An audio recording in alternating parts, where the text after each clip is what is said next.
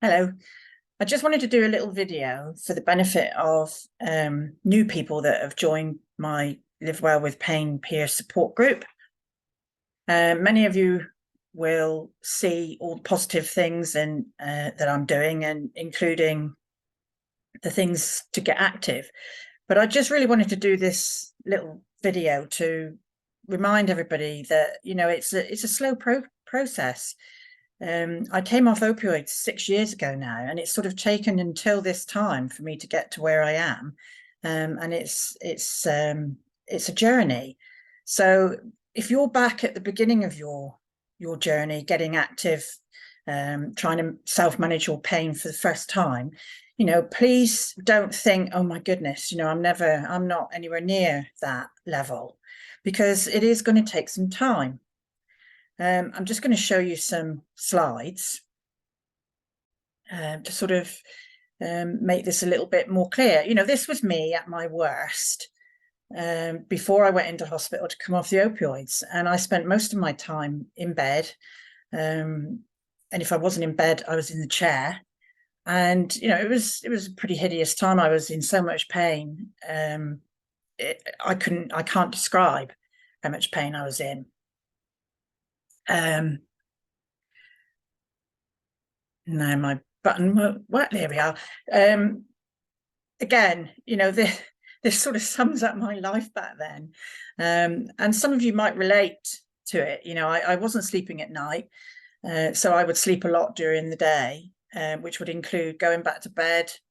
And if I wasn't in bed, I'd be in this reclining armchair.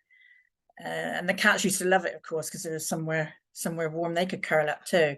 But to be honest, life was pretty hideous.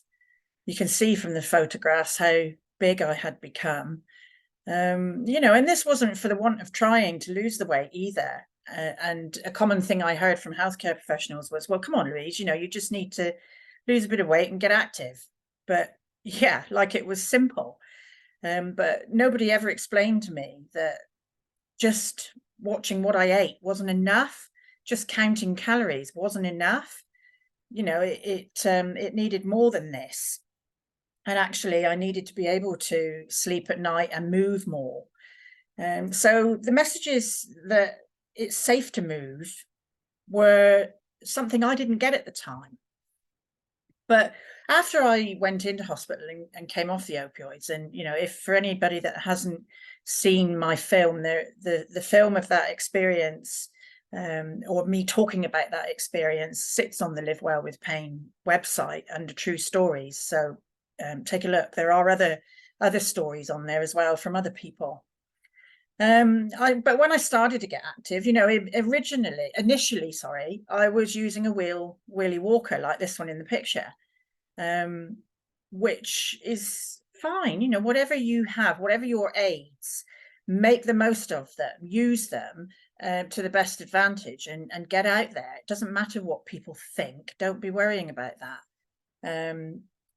I used to use this initially, and it was a fantastic help because I could sit down whenever I needed to, even if there wasn't a bench handy. So, we used to go to flat places. Here, I think we're at Stover Country Park near Newton Abbot, and it was a short route around the lake, and the walker was perfect for this. Gradually, of course, I was able to drop the walker, and I moved to walking poles, which helped me get up and down the steps.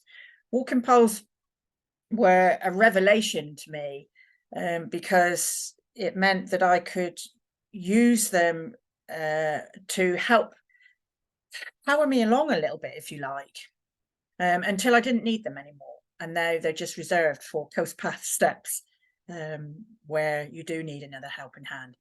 But in this photograph, you can see I've got wet weather gear on from head to toe.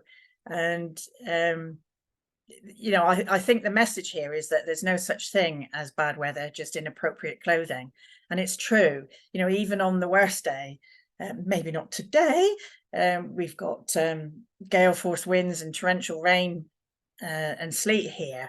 But just a shower, there's nothing wrong with a walk in the rain, and actually it's quite enjoyable, quite nice. Just get out there and connect with nature, and it will lift your spirits, as it did for me yesterday. You know, you can see from the photos I'm starting to look a bit happier now. Obviously, I'm fast forwarding through the last 6 years. But what I want to try and show is that there is hope. You know, change can and does happen, and no matter where you are at this point in your journey, things can and do improve. Swimming in the sea, that's my happy place.